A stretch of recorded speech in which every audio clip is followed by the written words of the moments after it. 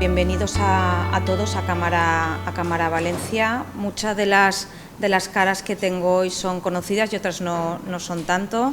Yo soy Sandra Serra Vidal, represento al Departamento Internacional, en concreto el Departamento Jurídico Internacional, y de la mano con Grant Thornton, que es proveedor homologado aquí en Cámara Valencia, hemos organizado esta jornada con el fin que conozcáis pues, bueno, la situación a día de hoy que existe en Estados Unidos.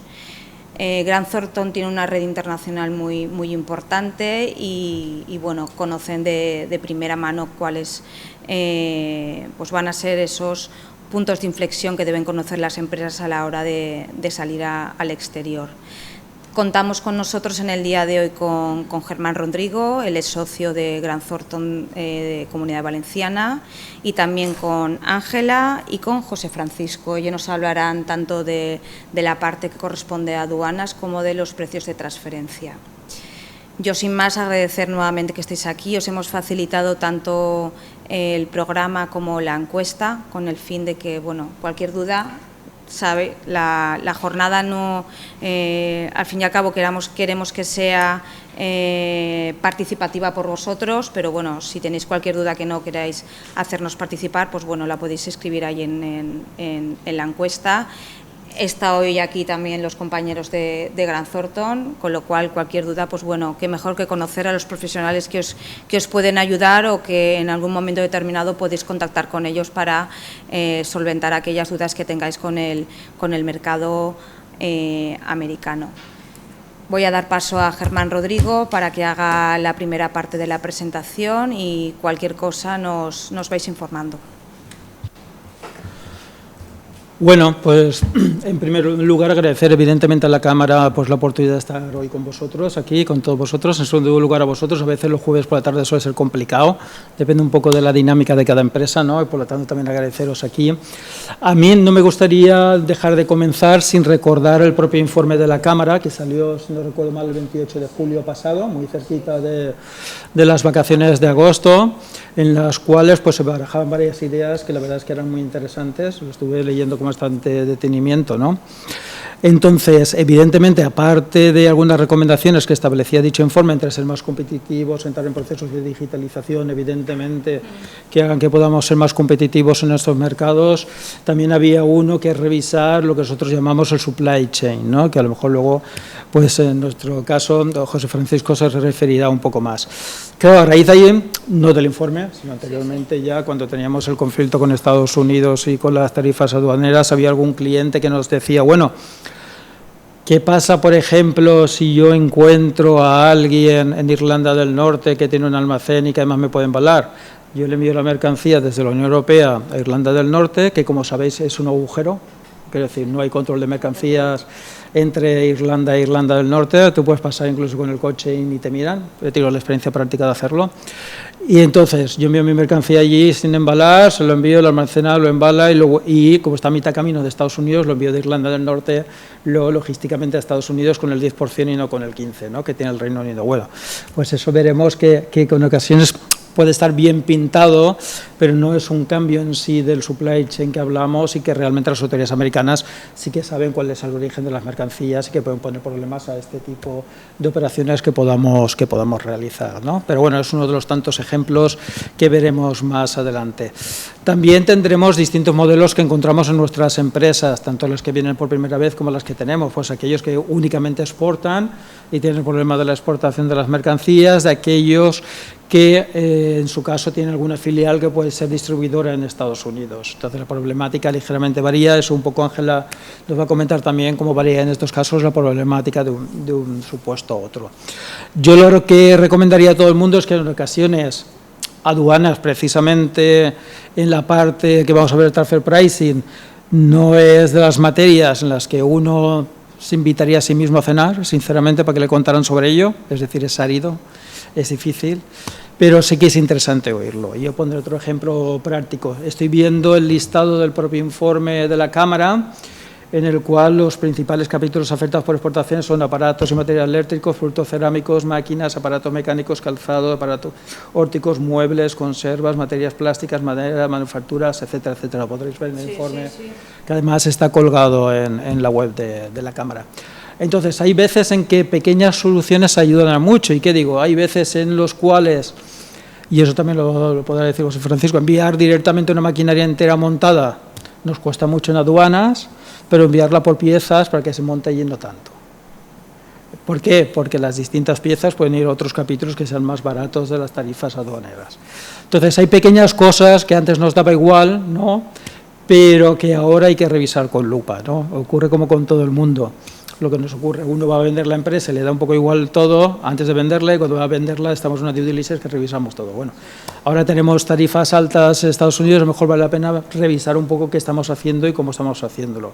Y quiero decir, sin acudir a alternativas, digamos, con riesgo, como puede ser la de Irlanda del Norte, otras cosas más sencillas, que puede ser enviar una maquinaria pues que se acabe de ensamblar en Estados Unidos, pues nos puede suponer un ahorro importante en aduanas. Entonces, siempre podemos tener ideas de estas cosas, hacer importaciones temporales, que luego devolvamos a España de determinados elementos, también nos permite ahorrarnos aduanas, pues todo eso, José Francisco entrará un poco en ello.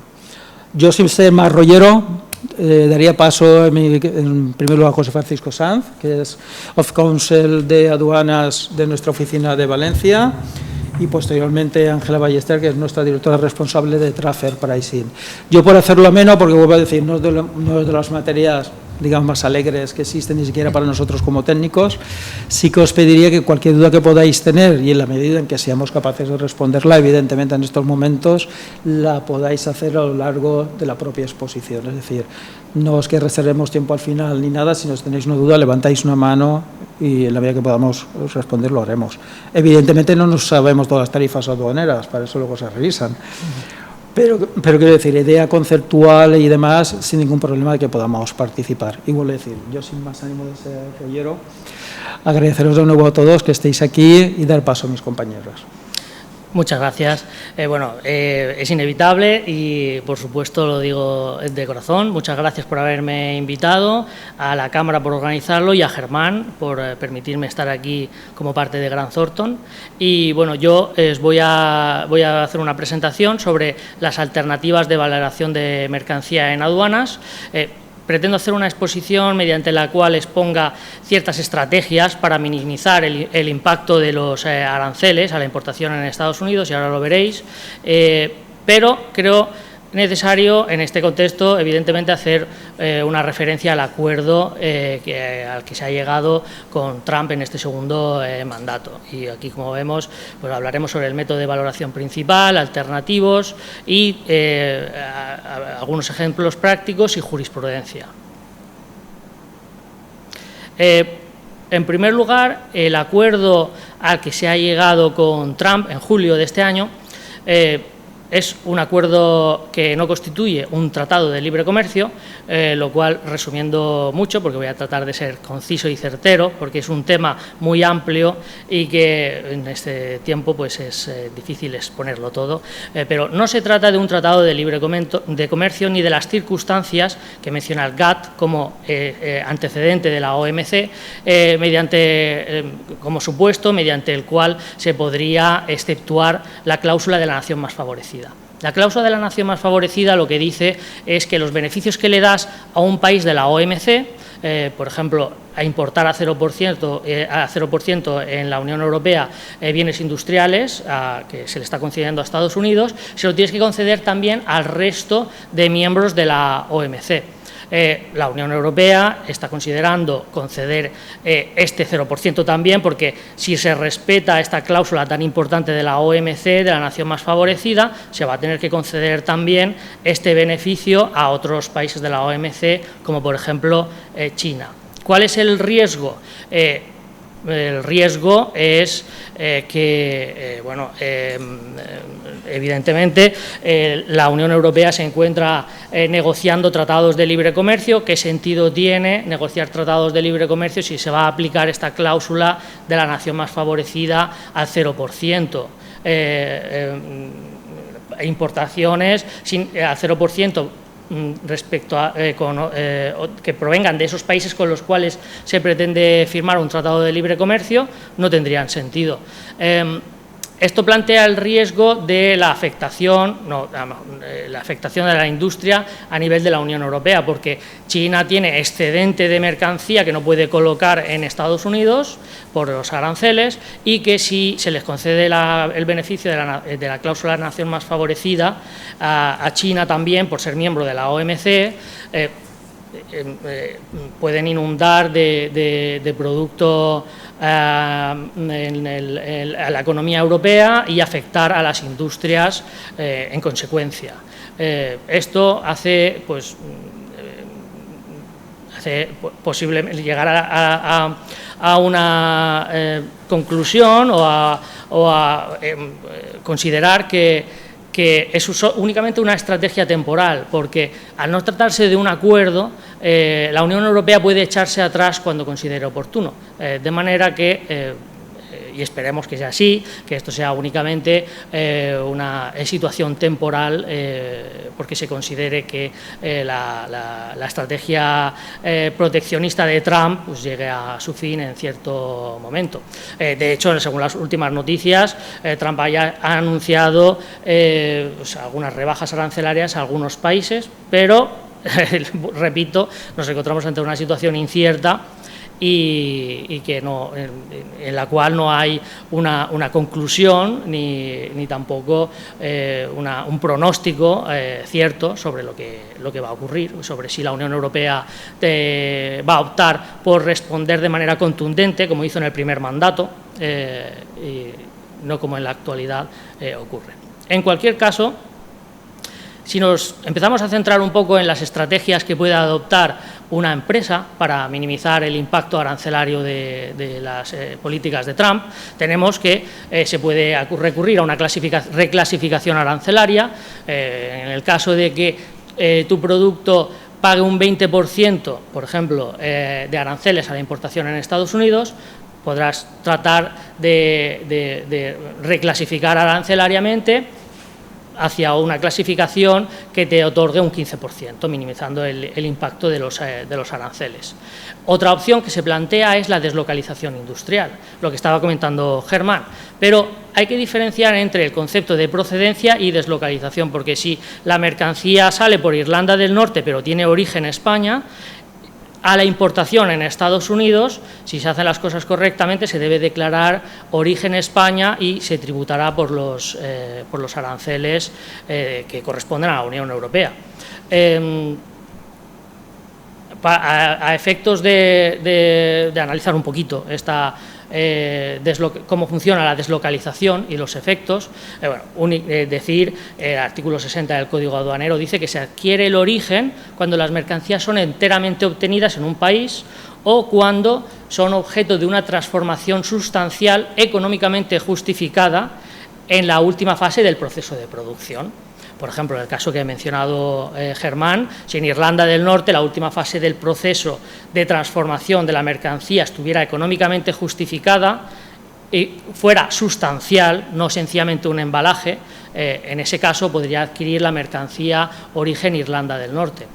Esto ha sido analizado precisamente por la sentencia del Tribunal de Justicia de la Unión Europea de noviembre de 2024, la conocida sentencia Harley-Davidson, y resumiendo, lo que viene a decir la sentencia es que si la finalidad principal es eludir los aranceles, en ese caso, precisamente, la consecuencia acabará siendo que la empresa tendrá que soportar esos aranceles.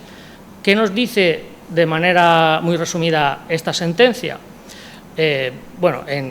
Poniendo en contexto, en el anterior mandato, en el que la Unión Europea adoptó una actitud comercial beligerante con Estados Unidos, incrementando aranceles, Harley-Davidson decidió trasladar su producción, su última transformación, a Tailandia, precisamente en el momento en el que la Unión Europea notificaba aumento de aranceles para productos provenientes de Estados Unidos.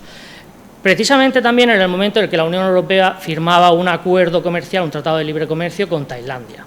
Y también, para dejarlo más claro todavía, Harley-Davidson, a la SEC, le notificó mediante el formulario 8K que su intención era trasladarse a Tailandia para evitar los aranceles de Estados Unidos. Y en el juicio, además, tenían la posibilidad de dar datos objetivos que les permitían justificar que la transformación estaba económicamente justificada en Tailandia, más allá de la intención de evasión de impuestos. Sin embargo, no aportaron ningún informe de costes económicos ni de ingeniería que justificara de alguna manera el traslado de la producción a Tailandia. Tuvieron la oportunidad, no alegaron pruebas contundentes y se llegó a la conclusión de que la finalidad era eludir los impuestos, evadir los impuestos, y por tanto se activaba la cláusula antielusión del artículo 33 del reglamento delegado y por tanto toda la mercancía que se había importado en la Unión Europea de Harley-Davidson tenía que pagar los aranceles incrementados que precisamente pretendía evitar. Bueno, esto nos deja entrever la importancia de la proactividad, de tener documentos que acrediten pues, las estrategias aduaneras de deslocalización y demás, que parece evidente, ¿no?, por la interpretación de la sentencia. La finalidad de evitar aranceles es legítima siempre y cuando no sea la principal. En este caso quedó probado que la principal era eludir los aranceles.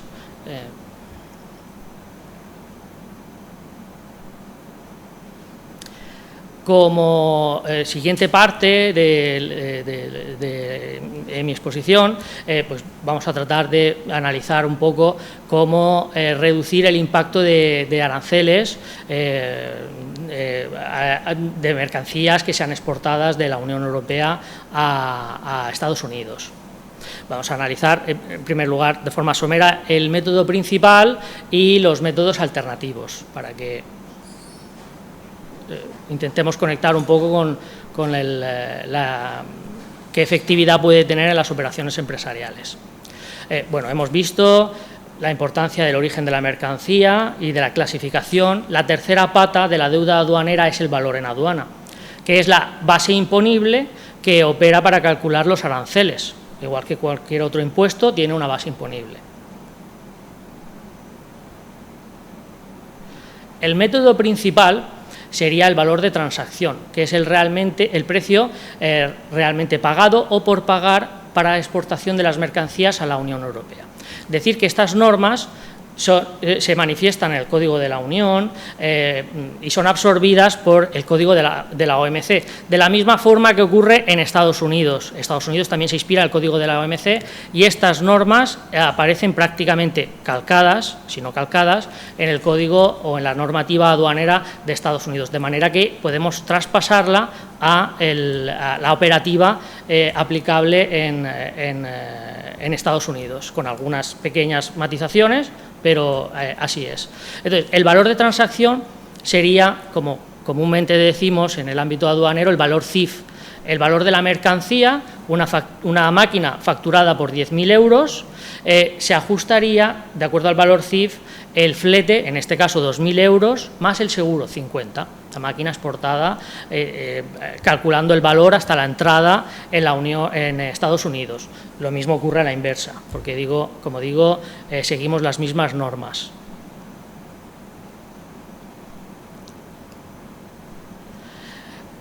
Ya entramos en qué estrategias podemos adoptar para reducir el impacto de los aranceles. Bueno, es legítimo adoptar políticas de descuentos entre partes, siempre y cuando estos descuentos se encuentren en documentos que objetivamente puedan demostrar que es una práctica comercial habitual, un contrato de compraventa entre las partes y demás. Hay ciertas estrategias que se pueden adoptar siempre y cuando los descuentos se realicen antes de la admisión de la declaración aduanera en aduana. También ajustes por mercancías defectuosas. Los ajustes positivos del artículo 31 nos dicen que se deben realizar ajustes positivos, es decir, sumar al valor en aduana, sumar a la base imponible del arancel, es decir, pagar más impuesto, por comisiones excepto las de compra, es decir, comisiones de venta. Esto nos lleva a adoptar posibles estrategias en las que redefinamos cómo podemos adoptar el pago de comisiones para evitar que se incremente el valor aduana. Costes de los envases, por ejemplo, un botellín que está incorporado a la mercancía que se va a ser consumido, en ese caso el valor del botellín está incluido en la valoración de, pongamos, la cerveza, ¿no? Siendo la mercancía que se va a importar en Estados Unidos. Sin embargo, hay ocasiones en las que los envases van y vuelven. No en pocas ocasiones los envases se despachan a libre práctica en el país, en este caso en Estados Unidos, aunque vayan a volver de nuevo al país de origen, por ejemplo en este caso España, y se liquidan aranceles de más. Si pongamos que una barrica que sirve para exportar vino a Estados Unidos tiene un valor, si se le otorgan 10 usos, esa barrica puede ser, el valor de esa barrica puede ser distribuido entre 10 importaciones que se realizan en Estados Unidos, minimizando el impacto de ese envase, que en concreto ese envase es caro, ¿no? Costes de embalaje. Por ejemplo, maquinaria, un caso real, una maquinaria que nos encontramos que venía acompañada de material para instalarlo, bandejas de metal que eran, sumando todas las que utilizaban al año, era bastante costoso. Las despachaban de importación, liquidando aranceles, y luego las retornaban, cuando lo que podían hacer era importarlas temporalmente y cada cierto tiempo retornarlas todas con la misma operativa que venían haciendo, pero sin haber pagado los aranceles por todas las bandejas. Y esto es un caso con el que nos encontramos y que la maquinaria tenía un coste alto, elevado, se menospreciaba el coste de los aranceles de las bandejas, pero cuando se acababa sumando a final de año, pues decían, oye, pues sí, es efectivo. Son ciertas cosas que se puede ir analizando operativa por operativa. Bienes que sean suministrados directa o indirectamente por el comprador gratuitamente al fabricante. Pongamos, y hay una lista concreta, aquí no aparece, pero es, por ejemplo, moldes, matrices que sean aportados por el importador. Pongamos un fabricante español exporta cierta mercancía para la cual necesita unos moldes que le son suministrados por el importador estadounidense. Esos moldes, y que precisamente es una herramienta que suele ser muy cara, esos moldes se deben de incorporar al valor en aduana en Estados Unidos de manera proporcional al uso que se le vaya a dar al molde en la fabricación en conjunto de toda la mercancía. Eso también implica un impacto económico. O también croquis, planos, trabajos de ingeniería. La norma europea dice que se realicen fuera de la Unión Europea y que sean necesarios. En tal caso, todo ese trabajo fuera de la Unión Europea, a las importaciones en la Unión Europea, se tendrá que adicionar. Trasladándolo a la operativa con Estados Unidos, si hay trabajos de ingeniería, planos, croquis, diseño, es una definición genérica, que se realice fuera de Estados Unidos y sea necesario, esos trabajos habrá que adicionarlos al valor en la aduana en Estados Unidos, a la importación, y por tanto se incrementará el precio. Si esos trabajos se realizan en Estados Unidos, no se adicionarán al valor en aduana, de manera que así también se podrá optimizar el pago de aranceles. Otros ajustes son positivos, a sumar en el valor en aduana, los cánones, siempre y cuando estén relacionados con la mercancía y que estén relacionados con la mercancía y que sean una condición de la compraventa. El Tribunal de Justicia de la Unión Europea ha dicho en sentencia 173/15 que debe ser una condición, de manera que si mercantilmente eres capaz de deshacer que sea una condición para la compraventa, para la importación, podrás detraerlo del valor en aduana, celebrando, pues, redistribuyendo cómo se opera en cuanto a los cánones. Bueno, eso ya es una estrategia que pasa más en colaboración con otras áreas, ¿no?, pero que puede hacerse efectiva y de manera que no pagues los royalties por esa mercancía a la importación en Estados Unidos. Ajustes negativos en el valor en aduana, es decir, restamos del valor en aduana, de la base imponible y pagamos menos arancel. El primero de ellos, gastos de transporte, mercancías importadas en el territorio aduanero de la Unión. Está con la misma redacción en Estados Unidos. No me he encontrado con pocas ocasiones en las que no se deja claro que determinados costes de transporte no se incluyen en la factura o se incluyen en la factura sin especificar que corresponde a costes de transporte, de manera que estás pagando aranceles por una circunstancia logística que no tendrías por qué pagarlo. Antes, bueno, acabo de pasarlo, pero bueno, ajuste positivo son los fletes, que lo he mencionado antes. Otra estrategia, minimizar el coste de los fletes, además de que, bueno, todo el mundo que se dedica a importación y exportación se encuentra en continua renegociación de fletes. Cuanto menos sea el flete, a costes de flete, además de que evidentemente baja el coste, también baja el valor en aduana y también minimiza el impacto de aranceles.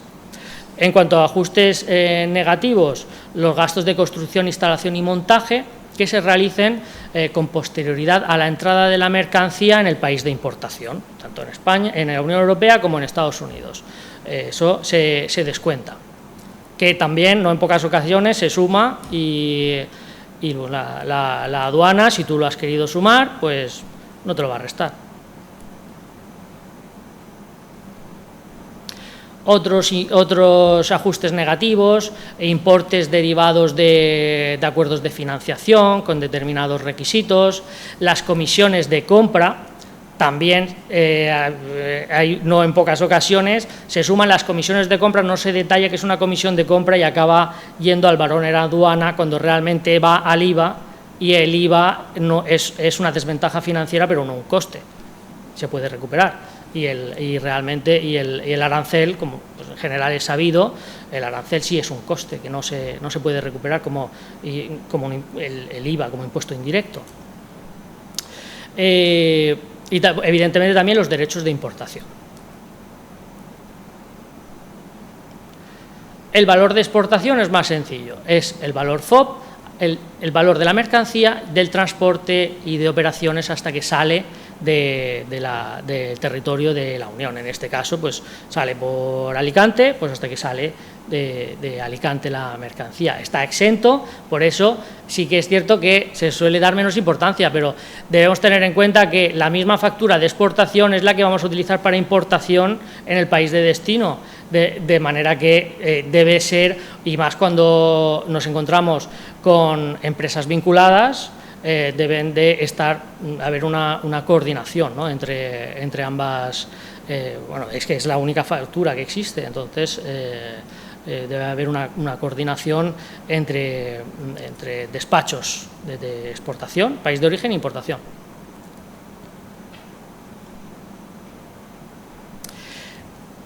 Acabo de mencionar si nos encontramos ante personas vinculadas. Los supuestos son muy parecidos, no exactamente iguales a los impuestos de sociedades, y nos encontramos con que cuando hay una vinculación no se determina per se que va a tener la consecuencia de la vinculación, que es no utilizar el precio de transacción entre las partes, sino que, resumiendo, en primer lugar, tenemos dos fases que responden a quién tiene la carga de la prueba y que serían, en primer lugar, el examen general. La aduana se presenta una declaración aduanera y tiene dudas de si ese valor es correcto, porque ve que las empresas están vinculadas.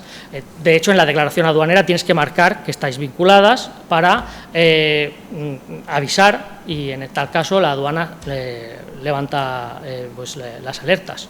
La aduana analizará que ese precio es de acuerdo a prácticas de producción, si hay una producción, prácticas de venta, si hay ventas, costes y también beneficios normales en el mercado.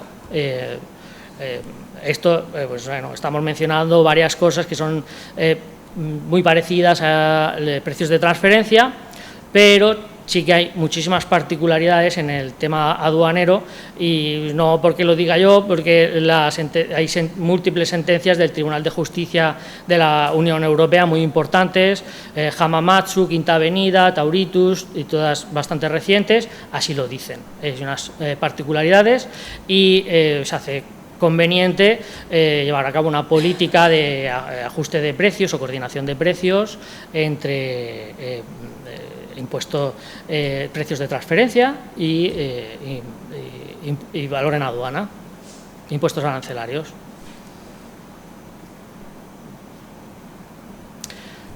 La siguiente fase en el procedimiento es el de valores criterio. Se le transmite la carga de la prueba al importador o al exportador, dependiendo de dónde se haya planteado el examen por parte de la agencia tributaria. Lo que debe de hacer el operador, en ese caso, es demostrar que sus precios son precios de mercado y que la vinculación no ha afectado en sus precios, para lo cual pues, deberá aportar pues, los medios de prueba con comparables o otros medios, o medios, por ejemplo, que ahora veremos, para demostrar que esos precios pues, son de mercado, que no han sido afectados. Por tanto, el importador o exportador tiene la obligación de suministro de información dentro de una diligencia normal, contratos de compraventa, facturas de proveedores, de terceros, porque si un ejemplo, unas exportaciones que gestionábamos de material de riego, el sistema completo de material de riego, con bombas, con todo el material de ingeniería, no fabricaban nada, solo lo compraban y hacían el trabajo de ingeniería, pero lo unían, perdón, pero no soy ingeniero, lo unían todo y lo exportaban. En tal caso, evidentemente, la aduana solicitó facturas de terceros para demostrar que después, calculando la diferencia entre el coste de proveedores y la venta, pues se llegó a la conclusión de que el beneficio que obtenía el exportador pues estaba dentro de la normalidad. Pero si tú incumples tu diligencia normal, ya no determina inevitablemente que no se vaya a aplicar el precio que tú tenías pactado con la otra parte, sino que, como os he dicho, la aduana lo que tiene que hacer es demostrar que tu declaración adolecía de veracidad, porque tienen la ventaja de que sus bases de datos son inmensas. Está todo, la información está muy digitalizada, tiene acceso a mucha información y te pueden mostrar mucha información para intentar demostrarte que tu precio estaba afectado por la vinculación que tienes con la contraparte. En tal caso, en el que quede demostrado, se abandona el método del valor de transacción, el de que habéis llegado al acuerdo de venta entre importador y exportador. Y ahí ya entran en acción los métodos de valoración secundarias. Esta dinámica que he explicado es una dinámica reactiva, ¿no? Reactiva porque la aduana se ha puesto en contacto contigo y te ha dicho que tu precio no es correcto, entonces tú ya tienes que demostrarlo de otras formas. En la práctica también, si tú tienes dudas o sabes que el precio es muy agresivo, pero tú has realizado un estudio de precios, tienes operaciones similares, en la declaración aduanera puedes presentar comparables, otras facturas de otras operaciones similares, de manera que estarás demostrando que tu precio es de mercado siendo proactivo, ¿no? Aquí, pues lo que yo he ido explicando es, pues se presenta una declaración, la aduana duda y se activa el procedimiento, ¿no?, de examen general y valores criterio. Pues tenemos esas dos formas de actuar, reactiva o proactiva.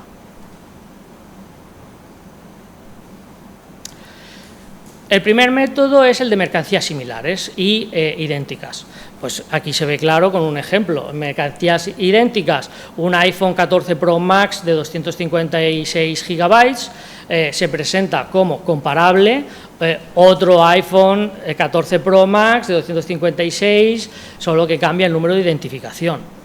El de mercancías similares, a mercancías similares se aplica una noción finalista, es decir, otro teléfono, no hace falta el mismo, un Samsung Galaxy Ultra de 256 gigabytes y con las fichas técnicas y demás, acreditas que es similar y que el precio era similar. En ambos casos tenemos la posibilidad de realizar ajustes con una lista cerrada para defender, pues, nuestros precios, ¿no? Los ajustes dependen de la cantidad, del nivel comercial, si le vendemos a un mayorista o un minorista, y de los gastos de transporte. Pues la diferencia que hay que compensar si el transporte era por avión, o en un caso, y en el otro era por marítimo. El avión es más caro, entonces vamos a hacer ajustes para demostrar que nuestro precio, ajustando el comparable, es correcto, ¿no? Los requisitos que tenemos es que deben de haberse producido en el mismo país, razones obvias. El de ajustes de intangibles de cuarta categoría, no tenemos tiempo de entrar ahí, si queréis podemos comentarlo después, pero es más residual, y que y hay una preferencia por utilizar comparables que sean producidos por el mismo sujeto, por la misma empresa, por razones obvias, ¿no? Si tienes información, ofrece un comparable interno en vez de un comparable externo.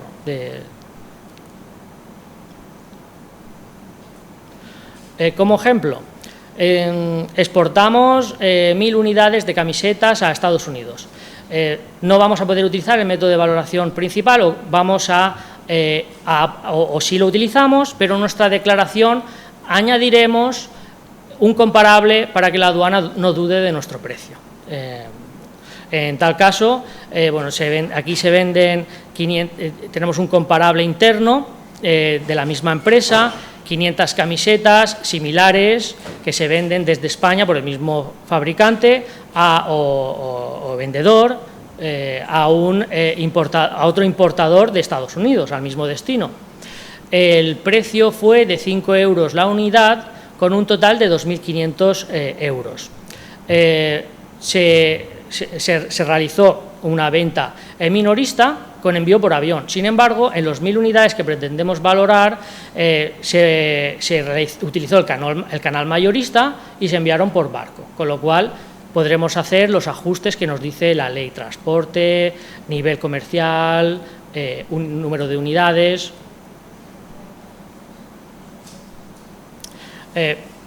Vamos por ajuste por cantidad. Comprar una compraventa de 1000 unidades ajusta más el precio que una de 500, pues estipula después de estudio en un 5%, rebajamos un 5%, un 5% que queda en 4,75 euros por unidad, partíamos de 5 euros, como decíamos. Ajustamos el nivel comercial también, al ser una venta mayorista, el margen de distribución es menor y después de estudio se llega a la conclusión de que podemos reducir un 5% en el precio también. Por lo tanto, de 4,75 llegamos a 4,51 euros la unidad. El ajuste por transporte, el transporte por barco es más barato que el de avión, ajustamos también calculando proporcionalmente por el transporte y al final nos queda con todos los ajustes, la transacción parámetro comparativamente con las 1000 unidades, adaptándola a las 1000 unidades que pretendemos valorar, se queda en 4,31 euros por unidad. Sencillamente multiplicamos los 4,31 por los 1000 unidades y obtenemos el ajuste, el precio por valoración por este método secundario. Estos métodos funcionan de manera jerárquica.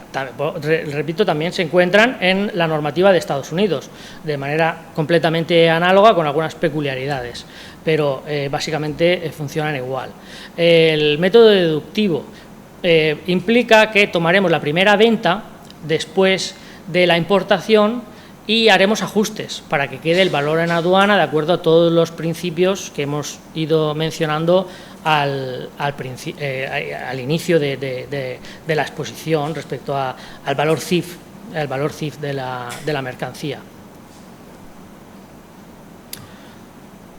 Por tanto, si tenemos una venta que se ha realizado en Estados Unidos y en la que pretendemos utilizar el método deductivo, tendremos que restar los beneficios del distribuidor como primera venta, beneficios, márgenes que haya obtenido por esas operaciones comerciales, los gastos de transporte posteriores a la entrada en el territorio aduanero de Estados Unidos. Al igual que como hemos mencionado inicialmente, en el método principal esos transportes se restan en el valor en aduana. También es conveniente para pagar menos impuestos, claro. Si hay alguna transformación previa, también se descuenta. Y claro, como el distribuidor para importar ha tenido que liquidar impuestos arancelarios, los descontaremos. Tendremos acceso a los DUAS y demás para ver por la partida por la que se despachó, el arancel que se aplicó y de esa manera proporcionalmente descontarlo.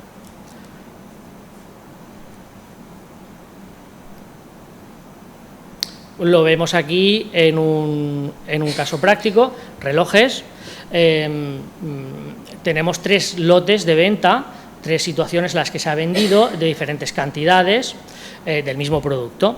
1.500 unidades, 800, 700, evidentemente a más unidades pues un precio menor. ¿Qué particularidad tiene este método secundario de valoración? Tanto en la Unión Europea como en Estados Unidos, que se utiliza para seleccionar el precio, no la media, sino la moda, el precio que más se ha repetido. ¿Cuál sería el precio más repetido en este caso? Pues los 120 euros.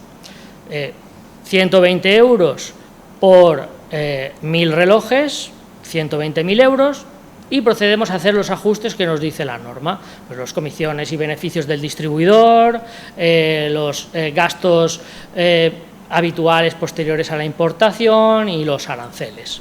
De esa forma ajustaríamos el precio.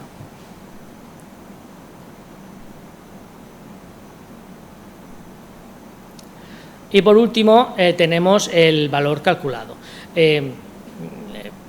Parte de la base de que el importador o el exportador, en el caso de que se utilice, debe ofrecer a la autoridad aduanera para construir el precio los costes de fabricación y más los ajustes que también nos dice la norma, que son costes, los beneficios que va a obtener el mismo fabricante, los gastos de transporte y conexos.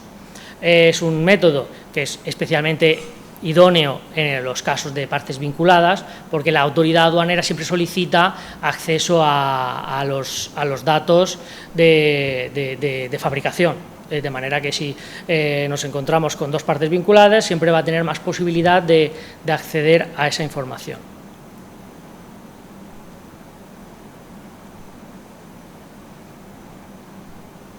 Y aquí lo vemos en un caso práctico, importación por Puerto de Valencia, 10.000 metros de tela,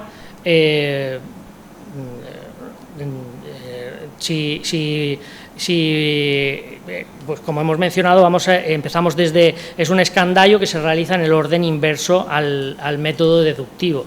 Bueno, partimos del valor SWORS, el valor de la mercancía, lo que ha costado fabricar esa mercancía. Pues evidentemente el fabricante tiene acceso de costes y a datos de costes que le permitirán calcular este precio.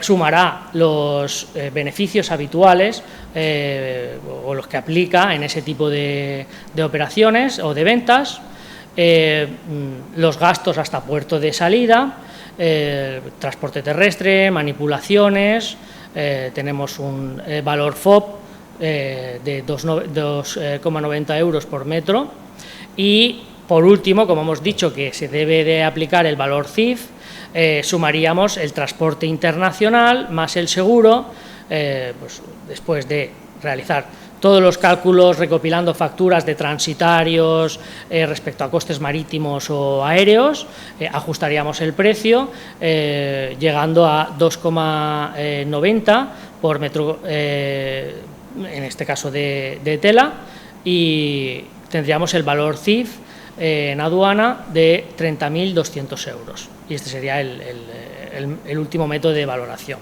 Existiendo un método alternativo que se define de manera negativa, que dice,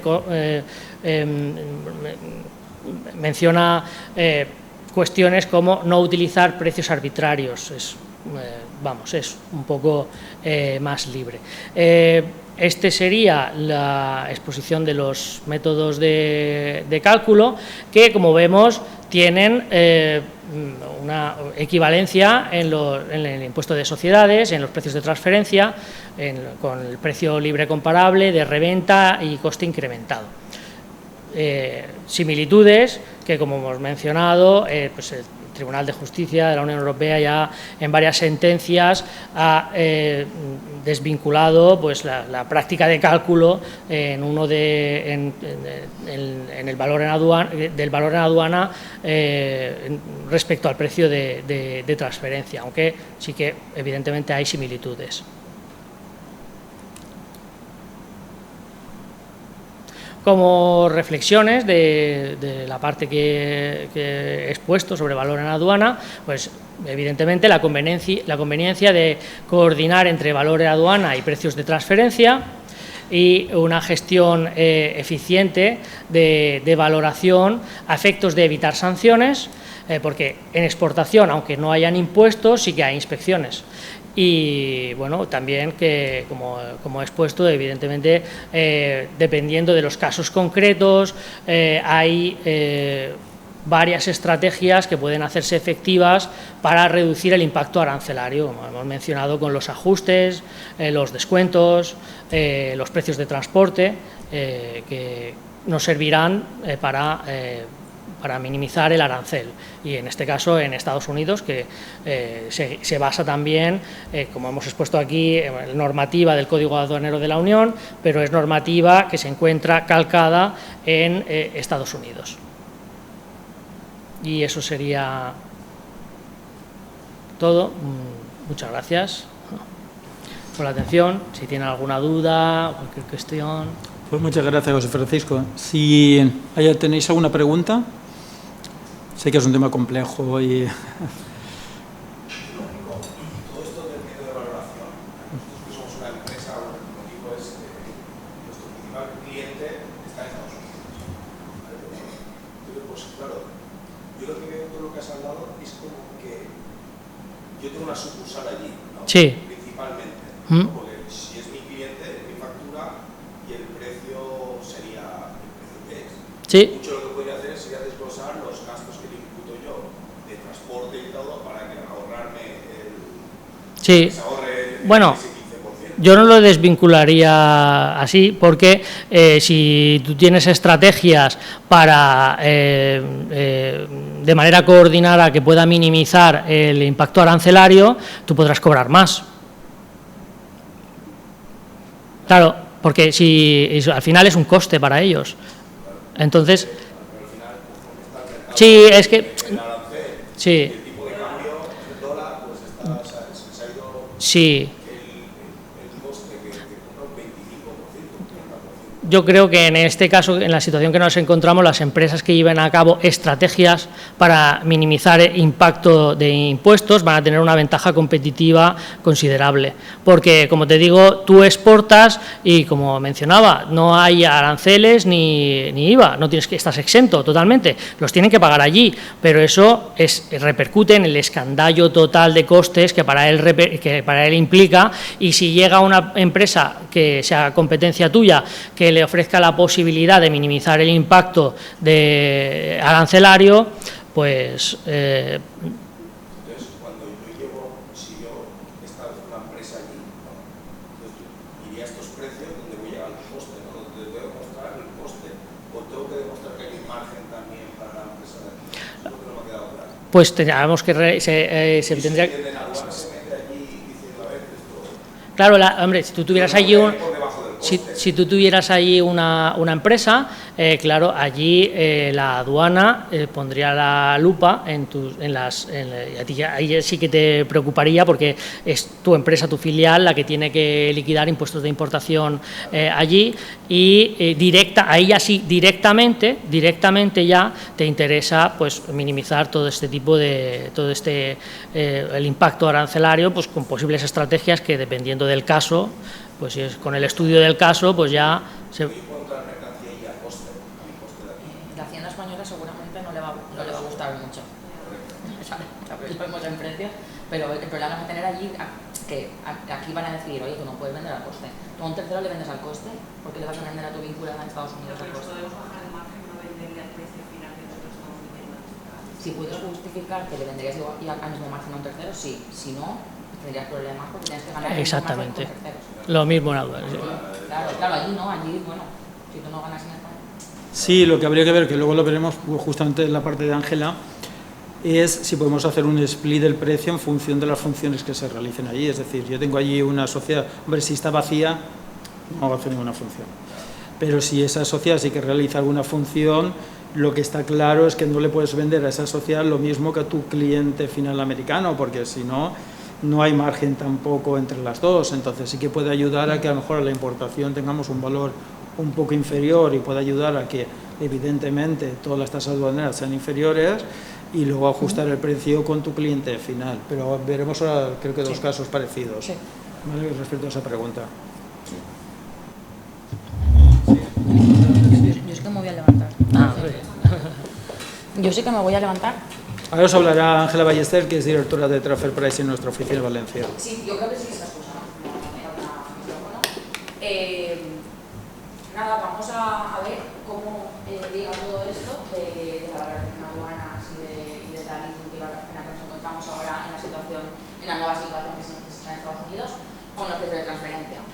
Siempre ha estado ligado, pero ahora mismo pues, es más importante saber que hay que alinear, ¿no? y que se puede cuestionar, y al final veremos jurisprudencia en ese sentido de que sí que se cuestiona las diferencias de valoración en una materia y en otra, y debería estar alineado, ¿no? Para no tener ningún tipo de riesgo. Nada, brevemente repasamos conceptos clave. No sé qué nivel de conocimiento de transferencia se tiene.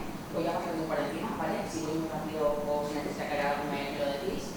Pero voy a decirlo muy brevemente porque el precio de referencia podríamos hacer aquí un máster. Si la cámara nos deja, podemos hacer un máster. Luego veremos la interrelación entre lo que valora de aduanas y precio de transferencia, sobre todo en la valoración, ¿vale? José Francisco ha incidido mucho en alternativas para valorar, y precio de transferencia se trata también de valorar, ¿vale? Implicaciones en precios de transferencia de aduanas, de cambios en aduanas, retos y desafíos para grupos de empresas. A ver, precio de transferencia siempre va a ser entre grupos de empresas, porque se trata de empresas que están o localizadas en un mismo país o sobre todo en países distintos. Algún ejemplo práctico, recomendaciones y alguna sentencia reciente. Básicamente, en de transferencia, la normativa esta surge con la intención de que las administraciones tributarias quieren evitar que se trasladen beneficios a otros países. Es decir, que cada empresa pague impuestos por lo que genera y por las condiciones que desarrolla, por el valor que da en ese país.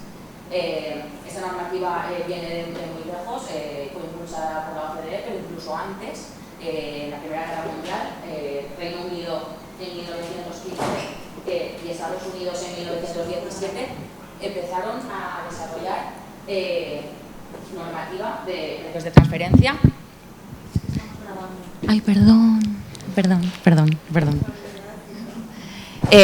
Digo que la normativa de precios de transferencia viene ya de hace muchos años. En la Primera Guerra Mundial, Reino Unido en 1915 y Estados Unidos en 1917 empezaron a preocuparse por todo el traslado de beneficios de unos países a otros.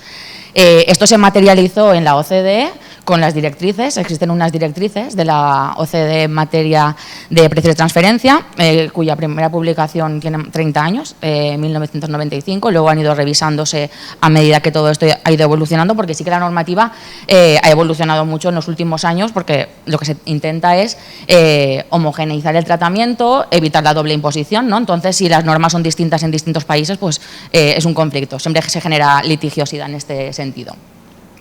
Pero todo esto emana sobre el principio de libre competencia, es decir, tenemos que valorar las operaciones con empresas del mismo grupo como las valoraríamos con terceros independientes.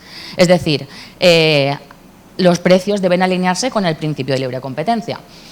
El objetivo es evitar la elusión fiscal, el traslado de beneficios, y la normativa española, el desarrollo de toda esta temática está en el artículo 18 de la Ley 27/2014 del Impuesto sobre Sociedades, donde se explica todo. Un artículo da para mucho. Se explica toda la normativa de operaciones vinculadas en España en ese mismo artículo. De qué se entiende por vinculación, es decir, los supuestos tasados de que se entienden dos partes vinculadas, que tienen que valorarse a mercado, qué metodologías existen para valorar a mercado, qué sanciones, y después también en el reglamento los artículos 13 a 16 ya desarrollan lo que es las obligaciones de documentación, ¿vale? Porque precio de transferencia no solo es valorar, sino que hay que valorar, hay que documentar, hay que informar, pero bueno, el primer paso siempre va a ser valorar. Siempre es mejor valorar que tener que ajustar después. Entonces, siempre recomendamos que cuando se va a empezar una operativa se consulte o se haga un análisis exhaustivo para ver qué política de precios debe aplicarse, ¿vale? Las sanciones por no pactar operaciones a mercado son bastante significativas. En este caso, la normativa española establece el 15% del valor de la corrección. Y luego, nada, la documentación de transferencia está vigente tal cual la tenemos ahora desde 2016.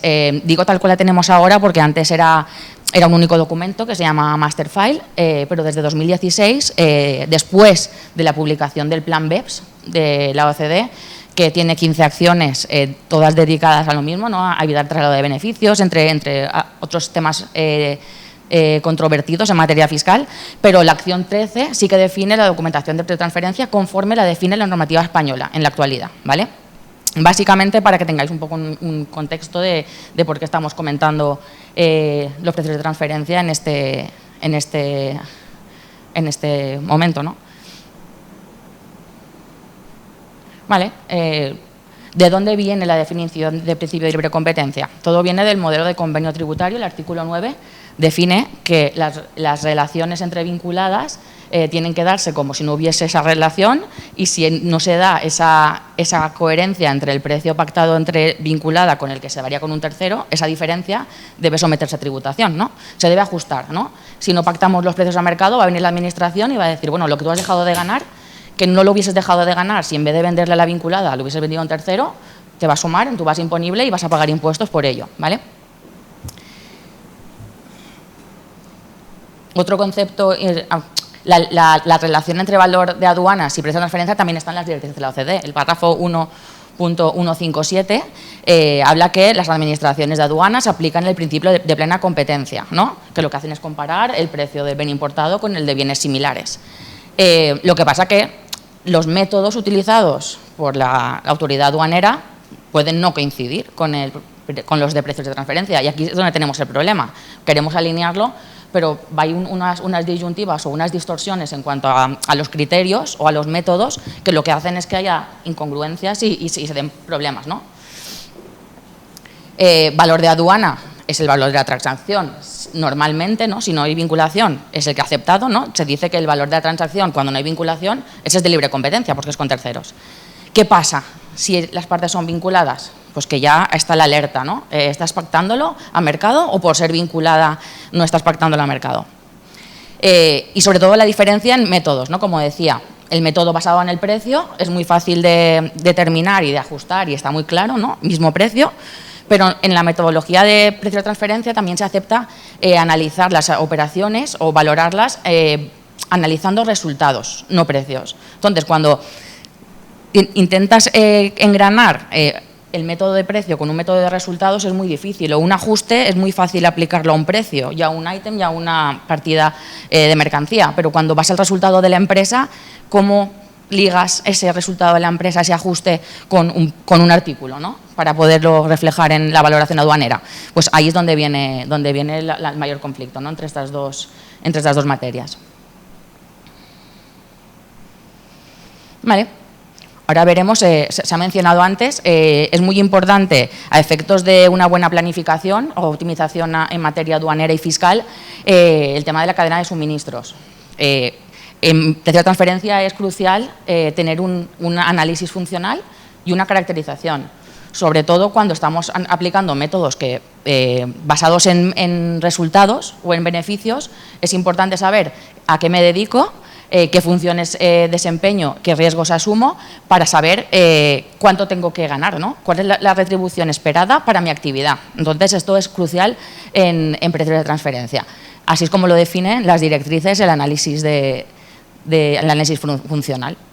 Es importante para saber si dos operaciones son comparables, que nos garanticemos que realizan funciones similares, ya no solo funciones. Cuando hablamos de análisis funcional hablamos de funciones, activos y riesgos. Asuman funciones idénticas, asuman riesgos idénticos y utilicen activos idénticos, ¿vale? El perfil funcional nos va a llevar al resultado de cuál debe ser mi remuneración, ¿vale? Según qué perfil funcional. No es lo mismo un distribuidor que realice funciones comerciales, que tenga una estructura administrativa propia, que tenga una red, que tenga el transporte en sus activos, que un distribuidor que únicamente lo que haga es intermediar en una compra y lo que haga es colocar la mercancía en el cliente y tampoco tenga más incidencia en lo que es la cadena de suministro. La rentabilidad evidentemente es distinta, la esperada en un caso o en otro.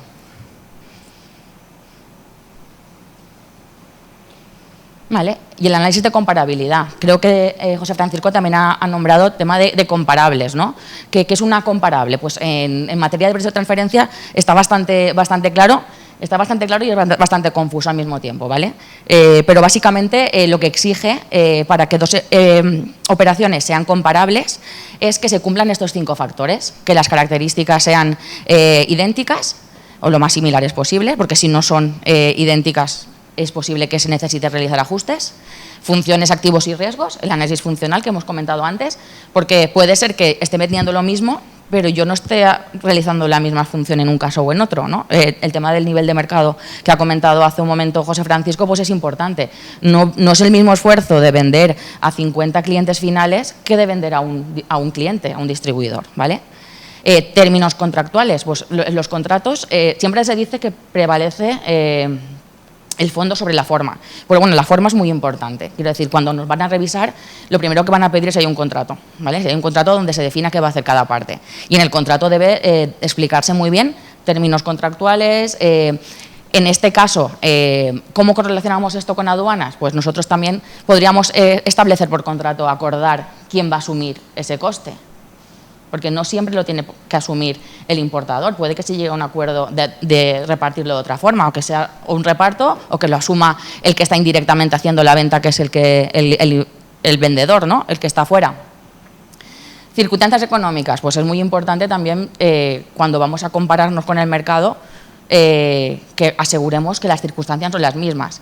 Nosotros cuando hacemos análisis de precio de transferencia y hacemos benchmarkings, es decir, buscamos rango de rentabilidad de mercado, buscamos comparables, y aquí, por ejemplo, se está cuestionando ya el tema de, ¿son comparables dos empresas sujetas a regímenes arancelarios distintos si lo que estamos analizando son los resultados operativos? Pues a lo mejor esa diferencia entre un arancel de un país y en otro está afectando negativamente a ese resultado y ya no sería comparable. Deberíamos cuestionarnos si son válidos los comparables que tenemos, que hemos aceptado normalmente como comparables. Estrategias empresariales, pues bueno, lo mismo, en términos contractuales tú puedes aceptar pagar un arancel y que no lo pague la filial, porque a lo mejor allí lo que tienes es una filial de muy bajo riesgo y al final indirectamente es el fabricante aquí en España, por ejemplo, el que está beneficiándose de hacer esa venta, ¿no? Y tú dices, bueno, pues soy capaz de asumir ese arancel porque yo quiero seguir operando en ese mercado, pero la filial hace muy pocas funciones y si le cargo ese arancel, su rentabilidad va a irse abajo y me van a cuestionar no tener una empresa en pérdidas allí.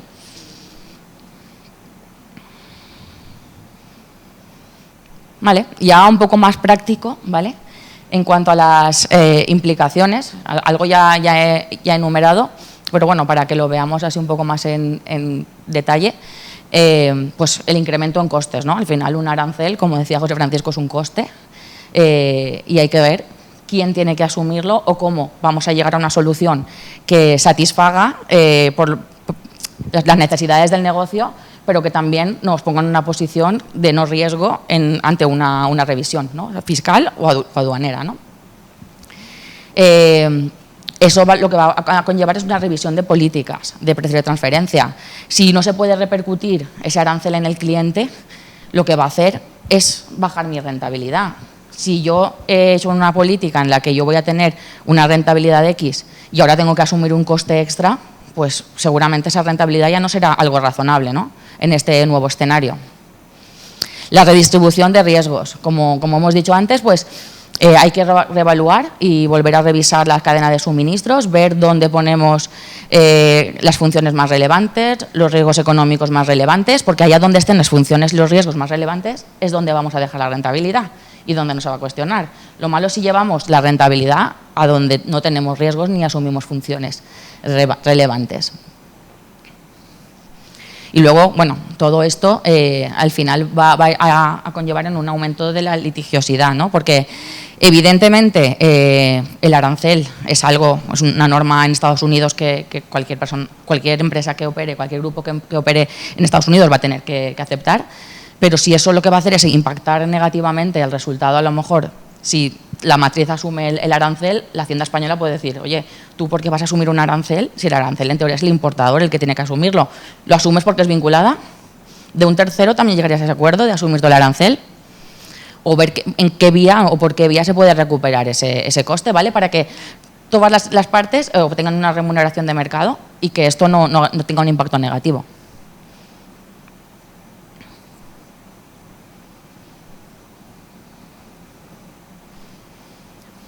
Y la necesidad de alinear el valor de aduanas y el valor en precios de transferencia. A ver, aquí el tema es que, como decía, según qué método se aplique, va a ser más fácil o más poco probable que se pueda llegar a una solución. Si el método de valoración de precios es un precio, cuando aplicas una corrección valorativa, pues va a ser un descuento que será fácilmente asignable a una partida, a un producto o a la mercancía que corresponda. Si vamos a un método basado en resultados, va a ser muy complicado después poder hacer esa correlación, ¿no? Y poder justificar que efectivamente ese ajuste tiene que ver con la mercancía. Que eso es lo que veremos al final con las sentencias, ¿no? Que el Tribunal Superior de Justicia de la Unión Europea, el foco principal es ese, que si estás ajustando el resultado, no hay una relación entre el valor de aduana del producto y ese ajuste de resultados, son cosas distintas.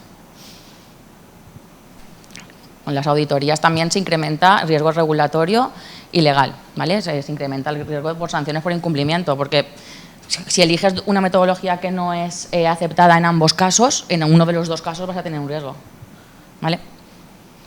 Y luego es una estrategia de planificación, ya que esto supone un riesgo tanto a nivel operativo, dónde colocar qué función y qué riesgos de la cadena de suministro, un riesgo fiscal, por supuesto, y de aduanas, y estratégico, ¿no? De que el grupo debe plantearse cuál es la mejor fórmula para reducir y para optimizar su factura, tanto impositiva como de aranceles.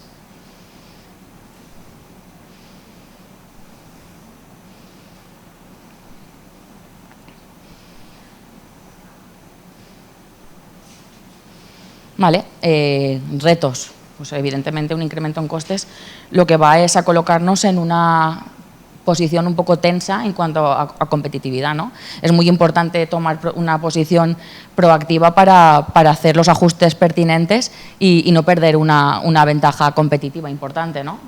Si no se puede trasladar ese coste al cliente, hay que ver qué fórmula se utiliza para que al final las empresas no vean impactadas negativamente sus resultados, ¿no? La cadena de suministro, pues igual nos interesa buscar un proveedor alternativo, ¿no? Si ya no nos interesa buscar un proveedor que esté en un país donde la política arancelaria o la guerra comercial que hay ahora entre Estados Unidos y ese país haya hecho que el arancel sea muy alto, y nos puede interesar llevarlo a otro sitio donde el arancel sea más bajo, ¿no? Para quitarnos carga de aranceles. También la relocalización de plantas. Eso es complicado, ¿no? Se ve un poco complicado, sobre todo cuando dices, voy a llevarme la planta a Estados Unidos. A lo mejor la planta entera no, pero lo que ha adelantado antes Germán, a lo mejor puedes enviar piezas y allí terminar de montar e intentar que ese producto importado tenga otra clasificación arancelaria, que no entre como una maquinaria completa, que ahí sí que es cuando aplican el arancel completo. Entonces, bueno, Germán. Yo creo que eso es lo que busca Trump, de verdad. Es decir, que se traslade parte de esa cadena de suministro realmente a Estados Unidos. Entonces, si hay parte del proceso nuestro que se puede completar allí, ponía el ejemplo antes de la maquinaria, es decir, la enviamos por pieza y allí se ensambla y se vende, pues yo creo que eso es lo que está buscando de verdad Trump que se haga. Que contrates allí a 2 o 3 obreros o trabajadores americanos y que se dediquen a ensamblar. Lo que pasa es que los grupos de empresas sobre todo están relocalizando plantas en aquellos países donde es más ventajoso fabricar. Entonces, irte a fabricar a Estados Unidos a ese nivel de salarios, es decir, es que incluso mucho más que España. Estás hablando es de mucho accesorio, no de verdad del core. Exacto, business como tal de la empresa. Y además, cambiar, decir ahora nos vamos a Tailandia con Harley Davidson, hacer de verdad una actividad principal, bueno, es cuestión de años, ¿eh? Sí, no Tú está no mal. llegas a un país y produces de repente y te sale fenomenal, ni mucho menos. Quiero decir que a lo mejor de aquí a allá tenemos 2 administraciones más americanas, a saber con qué política arancelaria, ¿no? Y si te vas, la transformación tiene que tener entidad como para que te sirva.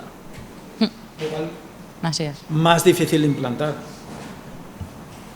Muy bien. Por supuesto, revisar si las cláusulas de los contratos intercompañías siguen siendo válidos.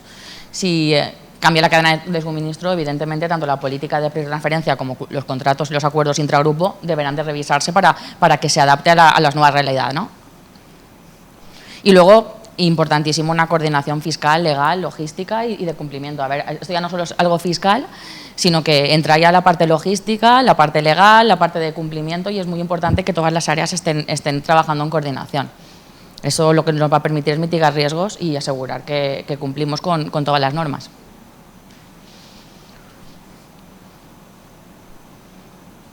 Como decía antes, que el aumento de costes lo que hace es poner en riesgo la ventaja competitiva, los beneficios, e incluso un ajuste de precio de transferencia que no sea aceptado pues puede conllevar la doble imposición, ¿no? Que al final esto vaya a tener que terminar en un procedimiento amistoso entre las 2 jurisdicciones. Entonces, y eso a lo mejor puede llevar muchos años, ¿no? Entonces es lo que intentamos evitar, ¿no? Que tomar una posición proactiva y que estos ajustes se hagan, se implementen desde el principio, que las políticas los respalden y que tengamos todos los soportes y la seguridad de que las operaciones se están haciendo bien y vamos a cumplir tanto en aduanas como en transfer pricing.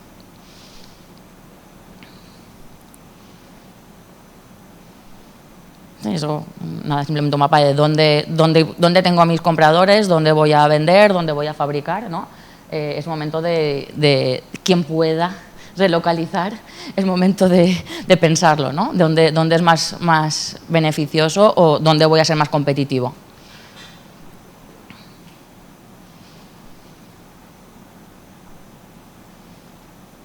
El perfil funcional.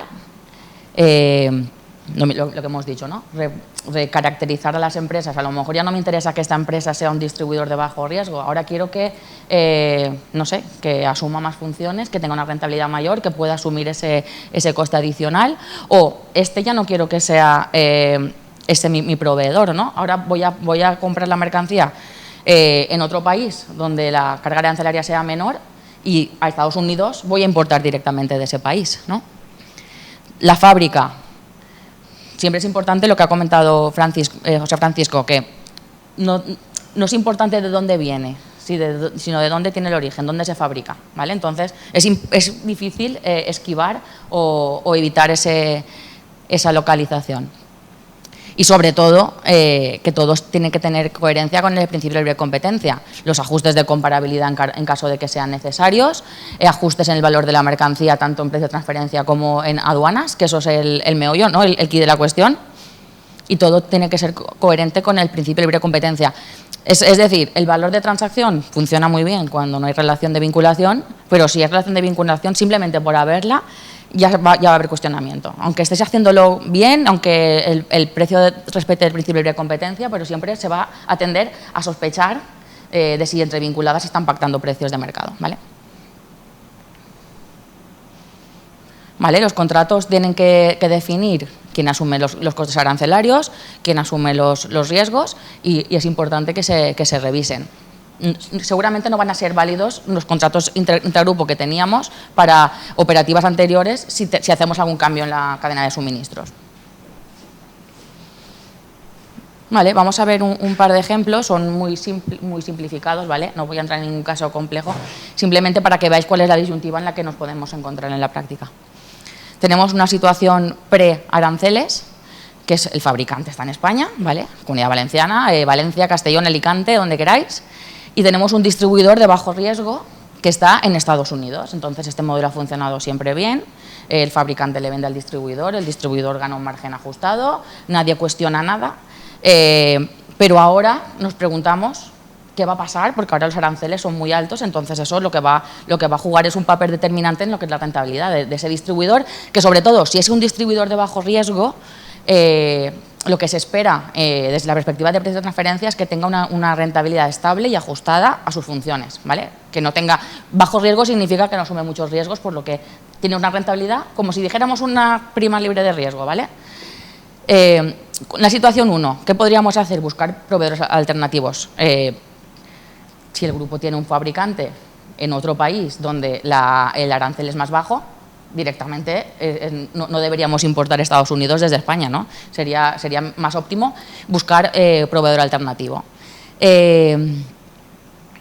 Y otra situación que se puede dar, cambiar, ¿no? O recaracterizar las partes, que la matriz actúe como una central de compras y que la filial, o recaracterizar al distribuidor de bajo riesgo como un fabricante bajo contrato, o tener una empresa que sea un fabricante bajo contrato que le venda al distribuidor, pero ya eso que se considere fabricado en territorio americano, ¿vale? Son alternativas más o menos factibles, pero así es como funciona, ¿no? Los cambios en cadena de suministros. A un modo muy simple, ¿eh? Esto es mucho más complejo en la práctica. Vale, tenemos que en la situación pre-aranceles el precio unitario eran de 100 euros, que el coste de venta eran 70, la utilidad bruta 30, gastos operativos 25, al final nos queda un resultado neto, una utilidad operativa de 5, que es un 5% sobre la venta, ¿vale? Ese es el escenario, pongamos que es el pre-aranceles cuando nosotros le vendíamos a nuestro distribuidor en Estados Unidos. ¿Qué pasa con los aranceles? Pues que si los asume el importador, ceteris paribus, es decir, si no hay ningún cambio, todo sigue igual, la utilidad operativa, evidentemente, si tenías un 5 y ahora pagas un arancel de 10, tienes menos 5 de utilidad operativa, entonces tienes pérdidas, tenemos un problema en la filial. ¿Cuál es la solución? O que la filial recupere ese arancel vía a que el coste de venta, a que el que le está vendiendo, ahí no lo he puesto, ¿vale? Pero el precio de venta es el mismo, coste de venta es igual, pero el arancel lo asumiría en caso el fabricante, el que vende, ¿vale? Es como si estuviese comprando a 60 en vez de a 70, ¿vale? O que compre a 60 y entonces se quedaría como si no hubiese arancel, o que pudiese vender a 110. El tema es que hay sectores en los que no se puede subir un 10% los precios, porque si no pierdes mucha competencia, ¿no? Pero bueno, por una vía o por otra, si queremos asegurar esa rentabilidad de bajo riesgo, o nos venden más barato, o compramos más barato, o tenemos que vender más caro, ¿vale? Entonces esa es la situación que se plantea. Vale, así muy en resumido, recomendaciones. La primera es cuantificar el efecto. Evidentemente, si no sabemos el efecto, es muy complicado que podamos tomar medidas, ¿vale? Tanto desde el punto de vista financiero como fiscal. Fiscal y precio de transferencia. Revisar los acuerdos, esto es primordial, lo he repetido mucho, pero es importante, porque cuando nos revisen, sobre todo operativas intragrupo, lo primero que van a pedir es un contrato. Revisar las políticas. Igual la política que veníamos aplicando ya no tiene sentido en este nuevo escenario. Revisar análisis de comparabilidad. El análisis de comparabilidad es una parte importante de la documentación de precios de transferencia, ¿vale? Entonces es importante, con lo que decía, cuando vamos a buscar comparables para analizar una operación en un informe de precio de transferencia, hacemos análisis de comparabilidad. Entonces es muy importante que repasemos otra vez características, funciones, activos y riesgos, estrategias empresariales, términos contractuales, circunstancias económicas, esos 5 factores, ¿vale? en los contratos. Y luego, sobre todo, implementar estructuras ágiles, es decir, teniendo en cuenta este entorno muy incierto que tenemos ahora mismo, vale la pena ir un paso por delante, adoptar una actitud proactiva y intentar que nuestros sistemas de control y reporte, de monitorear rentabilidades, monitorear precios, sea algo ágil, porque cualquier cambio en los aranceles nos desmonta otra vez el sistema y tenemos que otra vez alimentarlo, y eso lo que nos hace es perder tiempo. Entonces, cuanto más ágiles seamos en el control y en el reporte, pues tendremos una ventaja competitiva importante. Y vale, y voy a hacer referencia muy breve a 3 sentencias que vienen al caso y con esto terminaría, ¿vale? Vale, la primera es de 2017, esta es la famosa, esa es de la que todo el mundo habla, la Hamamatsu. Esto es una empresa filial alemana, la matriz está en Japón y la filial alemana compra su matriz en Japón, ¿vale? Aquí la peculiaridad es que los precios ya estaban acordados con la autoridad alemana. Es decir, ellos tienen un acuerdo con la autoridad alemana para vender a determinados precios y si eso se cumple, no te lo van a cuestionar. ¿Qué pasa? Que cuando utilizamos un método basado en el resultado, en precio de transferencia, y vemos que la filial tiene una rentabilidad más baja de lo que se suponía, lo que hace inmediatamente el grupo es ajustar esa rentabilidad. Un year-end adjustment, y lo que hace es ya hacer un mismatch en lo que es valor aduana y el valor en precio de transferencia. Entonces, lo que se cuestiona es eso, que se estén ajustando resultados cuando eso no tiene una relación directa con la transacción, que es la venta de mercancía. Esto es importante porque no deberíamos replantear la metodología de precios de transferencia, porque si esto nos va a pasar, que cada vez que apliquemos un ajuste no se va a poder reflejar en el valor de aduanas y que nos van a cuestionar, pues aquí tenemos un problema. Puede ser que sea interesante a lo mejor migrar, como comentaba antes Germán, a un método más basado en la distribución del beneficio, según lo que cada uno aporte, que se retribuya. Muy complejo de aplicar en la práctica, pero irnos directamente a los métodos de resultados ya en este nuevo escenario sería algo bastante arriesgado, una posición bastante arriesgada, sobre todo si el grupo la principal operativa la tiene con Estados Unidos, ¿vale? Aquí lo que decían es que, claro, ese ajuste de resultado no tenía ningún valor porque la mercancía no se había deteriorado. Entonces, ¿por qué estabas bajándole el valor de la mercancía? No te aceptaban que hicieses esa corrección, ¿vale?